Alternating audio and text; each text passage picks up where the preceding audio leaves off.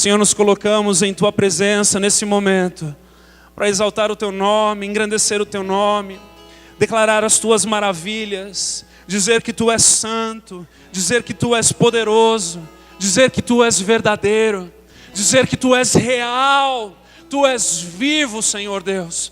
Tu és a origem de todas as coisas, Senhor. Tu és antes do princípio e depois do fim, Senhor. Tu és aquele que governa, que cria todas as coisas, e para todas as coisas a Ti não há mistério, porque Tu as criastes com a Sua própria voz, com as Tuas palavras, Tu fizeste-as a existir, Senhor. Nada foge do Teu domínio, nada foge dos Teus olhos, os olhos do Senhor estão por toda parte. E nós, Senhor, nos quebrantamos em Tua presença. Nós nos humilhamos na Tua presença, porque não há outro maior do que o Senhor. Não há outro melhor do que o Senhor. Não há outro mais largo, mais profundo e mais comprido do que o Senhor. Tu és tudo, Senhor. Tu és aquele que rege o universo, que tem o domínio de cada uma das coisas em Tuas mãos. E nós, Senhor, nos prostramos em Tua presença. Nós declaramos as Tuas maravilhas por quem Tu és. Nós, Senhor, nos quebrantamos, Senhor, porque estamos diante do Rei dos Reis, Senhor dos Senhores, aquele que governa, aquele que estabelece, aquele que move todas as coisas. Tu és, Senhor, o grande eu sou. Tu és o grande eu sou. Tu és o Deus Todo-Poderoso. Tu és o Alfa e o Ômega, Senhor Deus. Antes de que pudéssemos saber da existência de qualquer uma das coisas, o Senhor já era. E o Senhor será para todos sempre. Fala conosco, Senhor. Nós Te pedimos humildemente nessa noite, fala conosco. Revela a Tua palavra a nós. Revela mais de Ti para nós, Senhor. Precisamos tanto de Ti, Senhor. Não somos nada sem o Senhor. Somos como um sino que toca sem propósito. Somos como um barro sem vida, sem a Tua presença, Senhor. Não somos nada sem o Senhor. Venha, Senhor, acalentar o nosso coração nessa noite. Venha estabelecer a Tua vontade, que é boa, perfeita e agradável nessa noite. Venha dominar a nossa mente, o nosso coração, os nossos pensamentos, as nossas intenções nessa noite. Venha nos transformar, Senhor, de dentro para fora. Senhor, arranca, retira de nós toda a religiosidade. Tudo aquilo, Senhor, que fazemos porque fazemos e nem sabemos por que fazemos. Tira de nós, Senhor, aquilo que nos atrapalha de conhecermos a verdade de quem Tu és. E coloca em nós mais de Ti. Mais de Ti e menos de nós. Mais de Ti e menos de nós nessa noite. Em nome de Jesus. Amém. Amém. Amados, não há um tema tão especial quanto o tema da oração. Não há um tema tão profundo e tão necessário do que o tema da oração. Um dos maiores presentes que eu e você recebemos da obra redentora de Cristo na cruz é a possibilidade de nos achegarmos a Deus. Imagine um Deus inexplicável.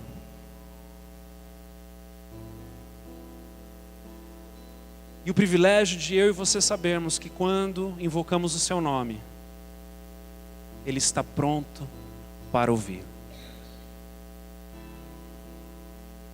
E a minha oração ao longo dessas 3 semanas que inicia hoje é de que a tua vida de oração seja chacoalhada, que nasça um fogo novo dentro de você inexplicável, que o teu desejo pela oração seja maior do que pela refeição, que o teu desejo pela oração e pela presença do Senhor e por falar com Deus seja maior do que qualquer um dos outros desejos na tua vida, que nasce da tua alma, que nasce dos seus pensamentos, em nome de Jesus. Que você de fato compreenda com profundidade o o privilégio que é de falarmos com Deus em nome de Jesus. E eu penso que na oração nós podemos falar de 3 fundamentos: a adoração, a proclamação ou a confissão e a intercessão. Então nós estaremos trabalhando esses 3 fundamentos ao longo desses 3 domingos. E hoje eu quero começar com a minha parte preferida: a adoração. O que é a adoração? Nós vemos homens e mulheres ao longo das Escrituras se entregando de forma profunda, densa, intensa na presença do Senhor. Nós vemos o 10º leproso voltando a Cristo, se ajoelhando em sua presença e o adorando, chamando a atenção daquele que havia o curado. Nós vemos nas Escrituras aquela mulher que derrama aquela mirra, aquele perfume tão caro nos pés de Jesus e os lava com os seus cabelos e suas lágrimas. Nós vemos Jó, num fim de história ali no último capítulo. Obrigado, querido. Se entregando ao Senhor de uma forma tão intensa. Nós vemos o publicano, daquela parábola de Cristo, onde ele diz que quando ele se aproxima de Jesus, ou ele se aproxima no momento da oração, melhor dizendo, ele se ajoelha, ele bate no peito e não tem coragem de olhar para o céu. E diz: tem misericórdia de mim, pecador. E essas histórias, elas me intrigam, elas me levam a tentar compreender o que há por trás disso. O que há por trás de um coração que não mede esforços para se entregar na presença do Senhor. O que há por trás de um coração de um avivalista, de um homem que abre mão de toda a sua vida para viver na intensidade da presença do Senhor. Homens que fizeram história, que chacoalharam essa terra e esse solo que nós pisamos hoje. Homens dos quais a palavra diz que não eram dignos de estarem nesse lugar. Homens que adoravam na intensidade da sua vida e da sua relação com o Senhor. E eu quero convidar você a ler a palavra de Deus nessa noite, no livro de Jó, capítulo 42. Conforme você for encontrando, faça a gentileza, se possível, de ficar de pé para nós honrarmos a palavra de Deus enquanto lemos esse texto.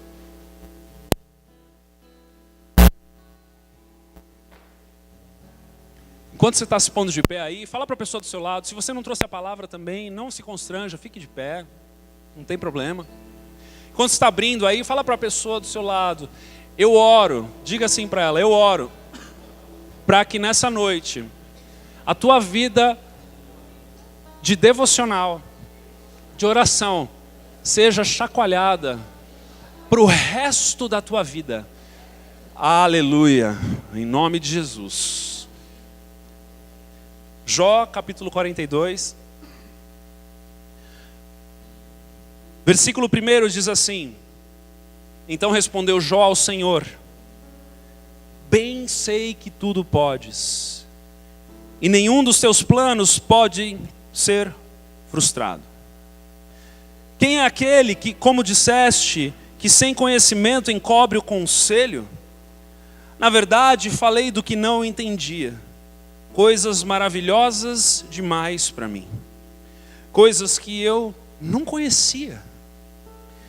Escuta-me, pois, havias dito, e eu falarei, e eu te perguntarei, e tu me ensinarás.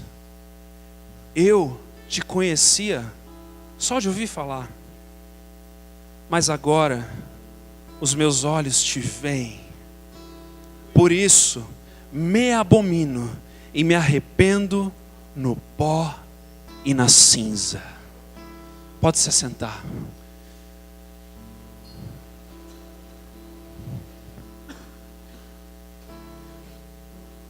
Amados,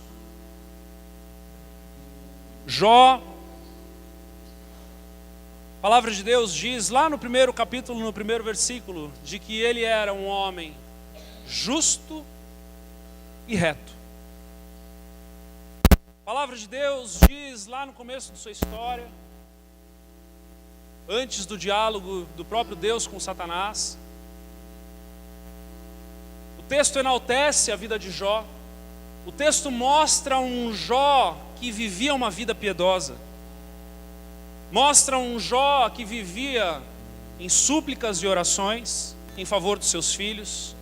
Mostra um homem que acordava nas madrugadas para orar, para fazer sacrifícios ao Senhor.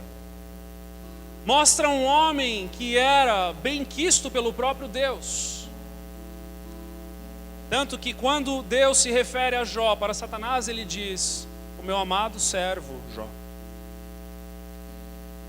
Jó era um homem piedoso, era um homem que, se ele estivesse aqui no meio de nós hoje, ele seria um homem exemplar, de conduta exemplar. Um homem de bom testemunho, um homem que não tem do que se envergonhar, um homem que luta pela santidade da sua família, um homem que pratica o bem.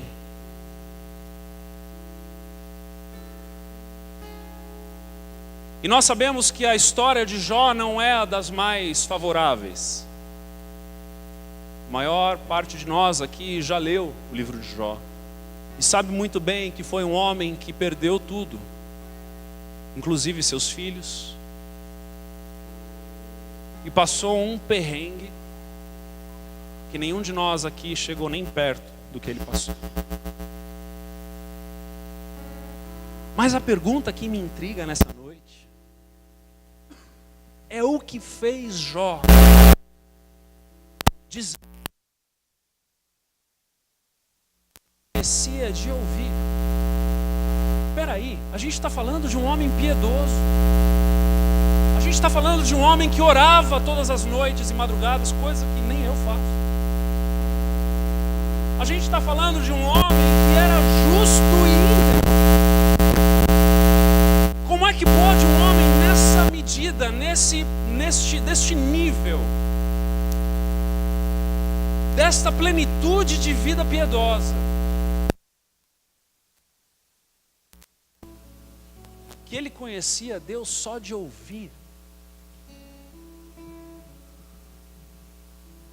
Sabe, amados, assim como os 10 leprosos que foram tocados por Cristo, foram transformados. A sua enfermidade se cessou e eles foram embora.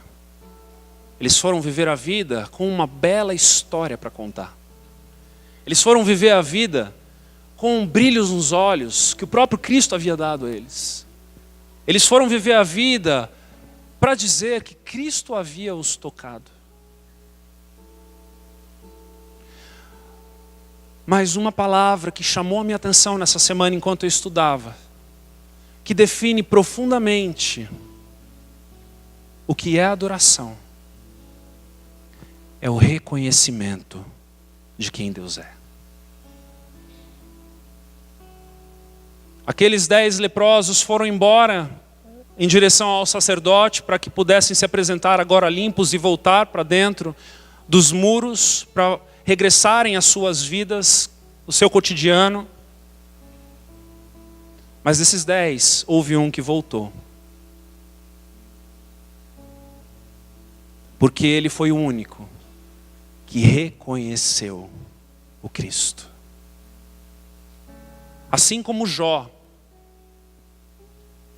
no início da sua história, e assim como os 9 leprosos reconheciam aquele que fazia milagres, porque reconheciam o milagre que era feito em favor de si.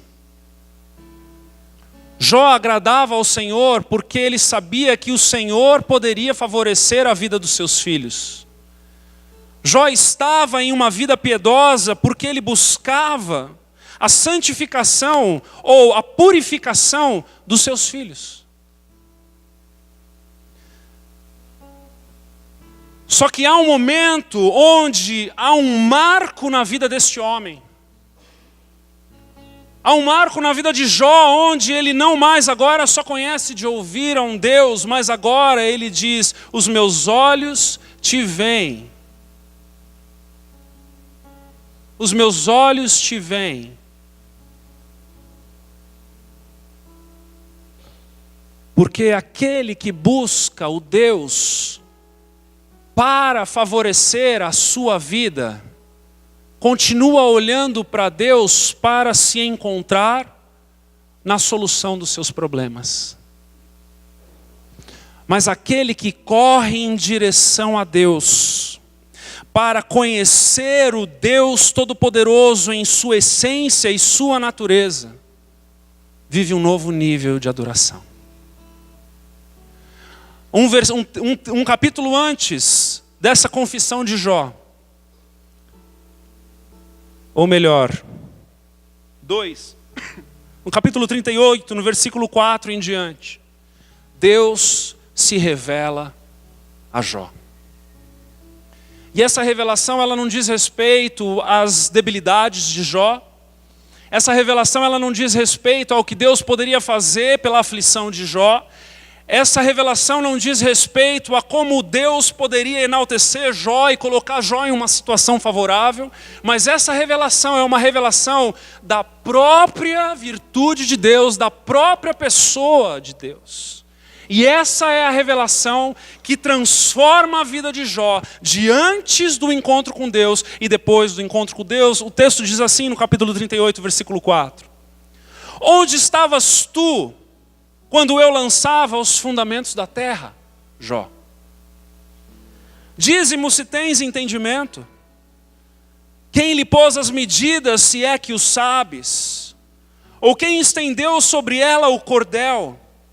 Sobre que estão fundadas suas bases? Ou quem lhe assentou a pedra angular, quando as estrelas da alva juntas alegremente cantavam e rejubilavam todos os filhos de Deus? Ou quem encerrou o mar com portas, quando irrompeu da madre, quando eu lhe pus as nuvens por vestidura e a escuridão por fraldas? Quando eu lhe tracei limites e lhe pus ferrolhos e portas e disse: até aqui virás e não mais adiante. E aqui se quebrará o orgulho das tuas ondas.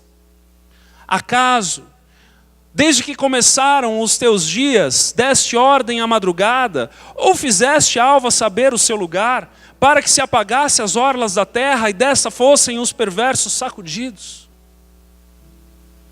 E Jó então começa a receber um banho da grandeza, da dimensão de um Deus criador de todas as coisas. De um Deus que estabelece a origem, de um Deus que fala e as coisas se colocam em seu lugar. Deus leva Jó do seu pequeno universo e começa a fazer Jó então a contemplar agora a grandeza da criação de Deus. E Jó neste momento tem a maior oportunidade da sua vida de elevar a sua compreensão de quem Deus é para ele. Esse discurso de Deus para com Jó não se trata mais agora de um Jó enfermo. Não se trata mais agora de um Jó que padeceu. Não se trata mais agora de um Jó que perdeu entes queridos. Não se trata mais agora de um Jó sofredor. Mas esse discurso agora derruba as escamas dos olhos de um homem limitado e começa então a contemplar um Deus infinito. Um Deus que era antes de sua origem. Um Deus inexplicável. Um Deus que não tem limite. Um Deus que se coloca como Criador de todas as coisas e que para Ele nada mais é misterioso. Um Deus que está acima da ciência. Um Deus que está acima da explicação. Um Deus que está acima do conhecimento. Um Deus que vai além das nossas debilidades humanas e miseráveis. Deus começa a se revelar a Jó e muda a sua perspectiva. E muitas vezes, amados, vivemos como aqueles outros 9 leprosos. Vivemos como aqueles que fomos tocados por Deus um dia, e fomos sarados e fomos curados, e de fato o Senhor fez grandes coisas na nossa vida. Mas vivemos o resto da nossa vida cristã simplesmente nos gabando daquela experiência, simplesmente estagnados no testemunho pessoal do que Deus fez em mim. Mas a verdadeira adoração, ela amadurece quando os nossos olhos saem de nós mesmos e começam então a contemplar o próprio Deus. Eu amo a minha filha. Eu amo satisfazer as vontades dela. Eu amo satisfazer as necessidades dela. Ah, meus queridos, mas quando ela chega para mim e começa a perguntar das coisas que eu gosto, eu percebo que o coração dela não está mais atrás de um interesse ou de alguma coisa que eu posso fazer por ela, mas o coração dela está em me conhecer. Ela quer conhecer o pai dela, quem é o pai dela.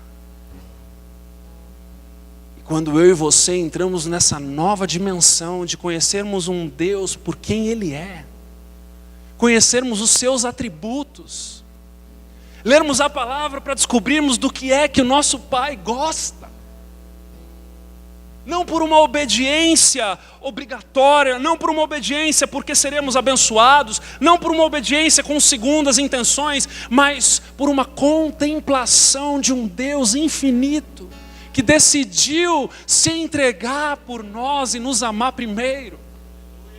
Amados, isso é adoração, é o reconhecimento da pessoa de Deus. É bom demais dar testemunho, é bom demais contar das coisas que Deus faz nas nossas vidas, e isso faz bem. Mas quando nós passamos essa fase, quando nós vamos para um outro nível de intimidade, quando nós nos achegamos ao Senhor e nos prostramos, não porque nós precisamos de algo, mas porque nós o amamos simplesmente. Ah, Ele vem, Ele se derrama em nós. Ele vem e Ele nos completa, sacia a nossa sede, sacia a nossa fome. Ele vem e se revela a nós, e nós levantamos completamente transformados, porque Ele se revela a nós.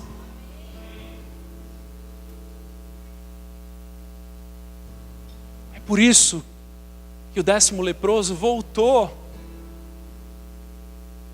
Sabe por que ele voltou? Porque ele queria conhecer Jesus.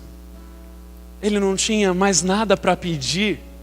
Ele não tinha mais nada para pedir, ele já estava curado, ele não precisava de mais nada. Mas ele se aproxima de Jesus porque ele diz: eu quero conhecer aquele que me curou, não porque eu preciso de mais alguma coisa, mas é porque eu o amo agora. Eu o amo agora, e tudo que eu fizer não será o suficiente para mostrar para ele a minha gratidão. E aí sim, o meu reconhecimento, ou seja, a minha adoração é levada para um nível maior e maior de maturidade. Ah, meus amados, não tem nada melhor do que você se ajoelhar e se prostrar na presença do Deus Todo-Poderoso, somente para contemplá-lo em sua multiforme graça, contemplá-lo em seu amor, contemplá-lo em sua onisciência, onipresença, onipotência, em sua eternidade, em sua imutabilidade e todos os seus atributos. Não há nada mais valioso, não há nada mais especial do que isso. É por isso que Jó é transformado. É por isso que Jó não simplesmente volta para a sua vida piedosa. É por isso que Jó não simplesmente vai fazer as suas ritualísticas de novo. É por isso que Jó não vai agora somente cumprir a lei. É por isso que Jó não vai agora somente bater o cartão lá na igreja dele. É por isso que Jó não vai agora somente dizimar porque o pastor convenceu, mas é porque agora ele contempla um Deus infinito.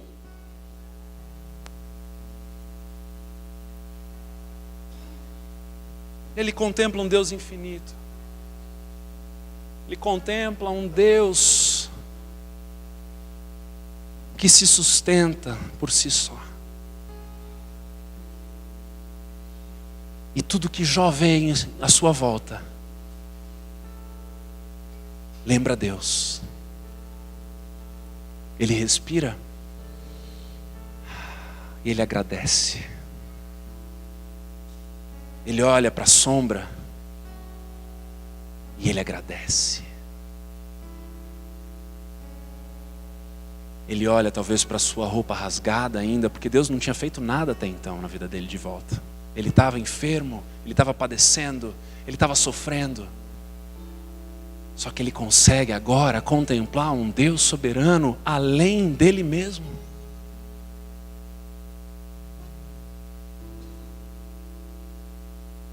Quem é o teu Deus? Quem é o Deus que você adora? Até onde você já deixou Ele entrar na sua vida? Qual é a dimensão, a profundidade, a largura, a intensidade da sua adoração? É uma adoração emburrecida e chateada porque Ele ainda não respondeu uma oração que você tem pedido? É uma adoração limitada ao último testemunho que você tem para dar? É uma adoração abstrata, porque você vê as pessoas fazendo e você quer fazer igual, e você quer adorar porque você quer sentir Deus? É uma adoração infantil que diz respeito a alguém que somente está adorando por qualquer outra coisa tão pequena? Ou é uma adoração que te toma de dentro para fora e não resta mais nada a você fazer do que dançar e pular na presença dele, assim como Davi fazia na presença da Arca da Aliança, enquanto ele levava aquela arca para Jerusalém?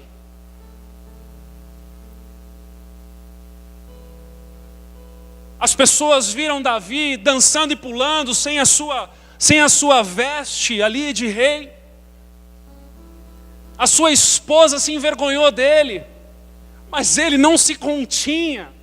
Ele não estava fazendo aquilo porque era uma ritualística, ele não estava fazendo aquilo porque era a hora do culto na igreja. Amados, ele estava fazendo aquilo porque era a única coisa que ele sabia fazer naquele momento, porque Deus havia se revelado dentro dele.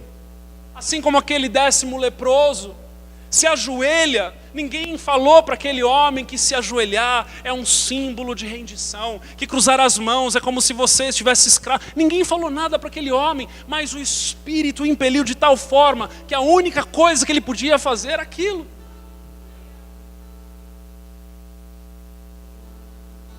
Você já não se pegou chorando no meio do nada, contemplando a Deus? Eu espero que sim. E se você não fez isso ainda, busque conhecer ao teu Deus, para que você seja tomado pelo Espírito Santo, que na hora que você estiver dirigindo no carro, indo para o trabalho, e ouvindo uma música, uma adoração, uma simples canção, que talvez você já ouviu 20 vezes aquele CD, e de repente o Espírito Santo te pega de um jeito que você começa a chorar e soluçar na presença de Deus, somente contemplando a beleza e a grandeza de um Deus todo-poderoso. Ah, amados, não há oração sem adoração, não há oração sem contemplar quem Deus é para você. Não tem como orar para quem você não reconhece. Não tem como você fazer uma oração que alcance os ouvidos do Senhor se você de fato não o reconhece, não sabe quem Ele é. É por isso que a adoração é a porta de entrada da oração. É por isso que a adoração é o momento onde você se rasga na presença dEle, onde não fica mais nada, não sobra mais nada, você se esquece de tudo à tua volta, você não vê mais o horário passar, você não fica com vergonha da pessoa que está do seu lado, você não está nem aí se você está pulando, gritando, chorando, resmungando, você não está mais nem aí porque tudo o que você vê e que está dentro de você é Deus, é Deus, é Deus, é Deus, e você é tomado de dentro para fora. Tem alguém aqui hoje? Ah, meus irmãos, E o Senhor anseia por adoradores. Ele anseia por adoradores que o adorem em espírito e em verdade. O Senhor procura adoradores na face da terra. Ele está com os seus olhos que tudo veem, os seus olhos que estão no controle de todas as coisas. A palavra de Deus diz que nada escapa dos olhos de Deus. E os seus olhos estão procurando adoradores. Adoradores que adoram sem música. Adoradores que cantam desafinado. Adoradores que não têm do que se envergonhar. Adoradores que não têm vergonha de quem está do seu lado. Adoradores que não têm hora para começar e não têm hora para acabar. Adoradores que se entregam porque sabem que a única forma de contemplar a Deus é se entregando completamente por Ele. Amados, eu venho de uma geração em que nós nos prostrávamos e nós não tínhamos hora para acabar. E você? Qual é a tua história de adoração? Qual é a tua história de adoração? Aleluia, Jesus. Salmo 139.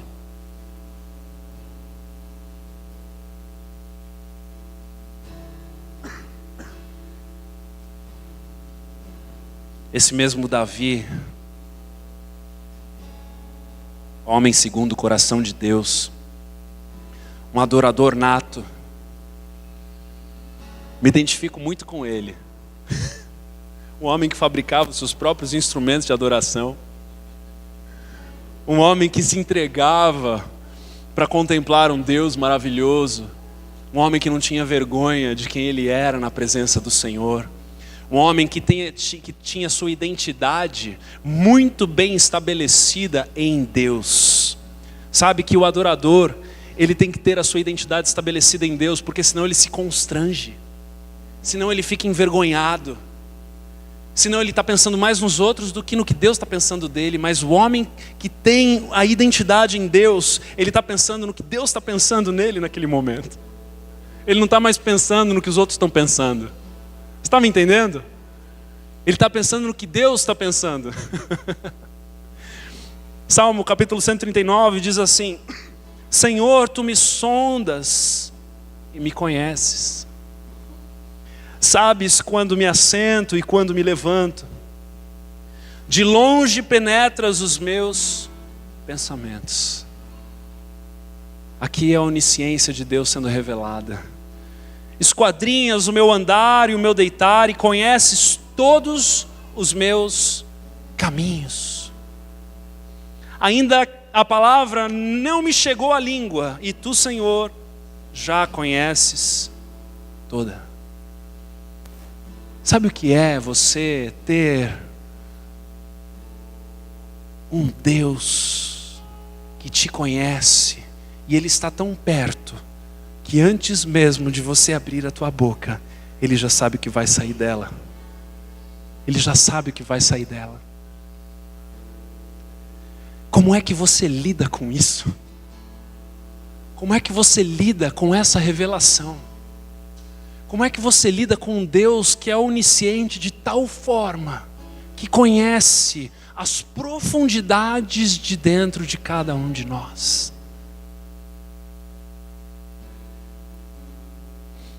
Ou a sua onipresença, versículo 7 em diante: para onde me ausentarei do teu espírito?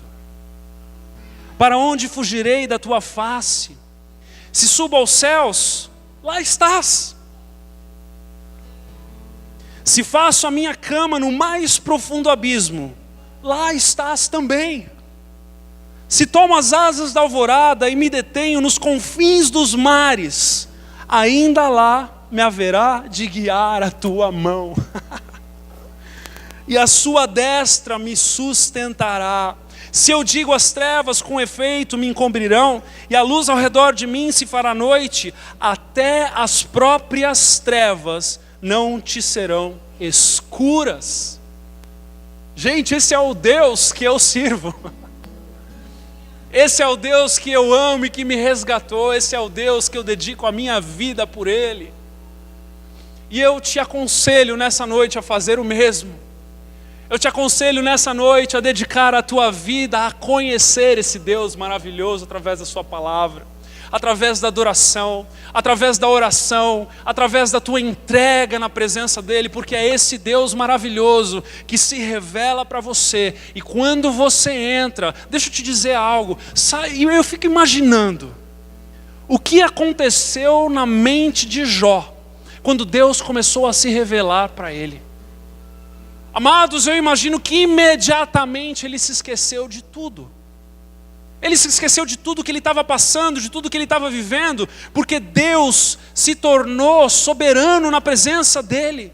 E Deus começou a revelar todas as coisas ao ponto, amados, dele dizer o seguinte, lá no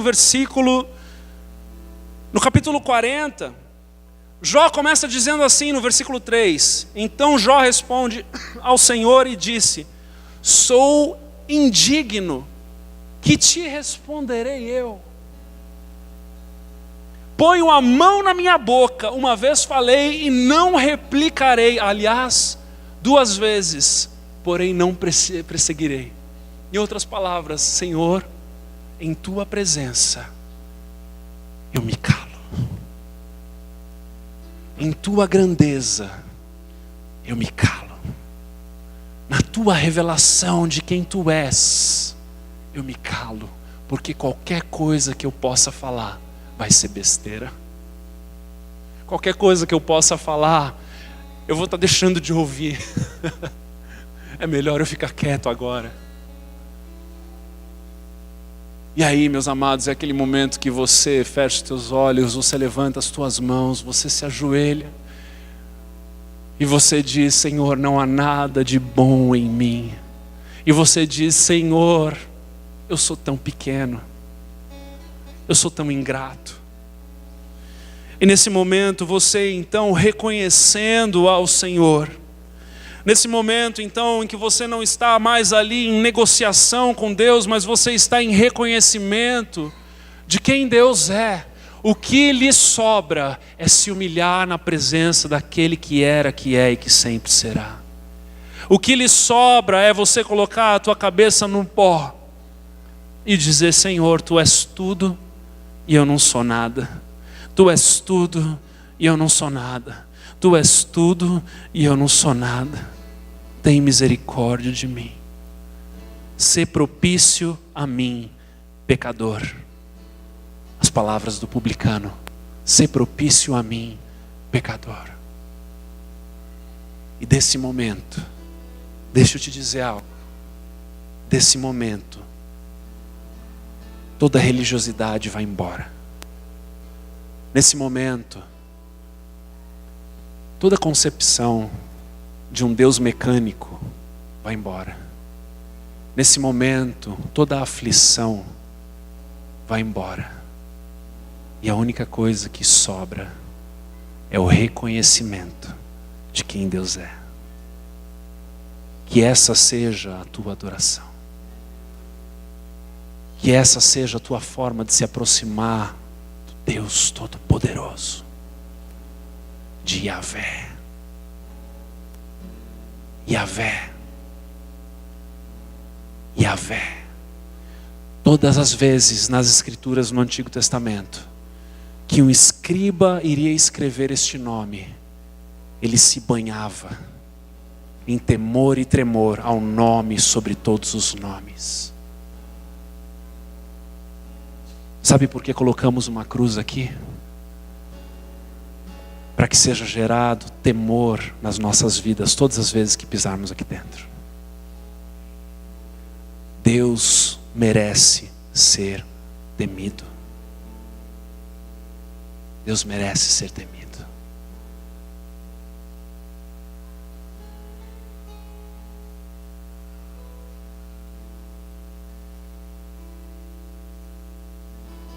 Eu não posso finalizar essa noite sem dar a você essa oportunidade.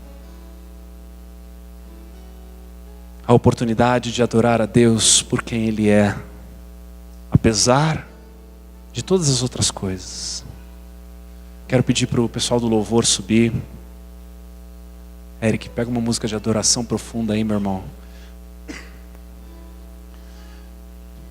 Eu quero pedir a você, amada igreja, não por uma ação religiosa, não porque o teu pastor está pedindo e eu tenho que bater cartão ali.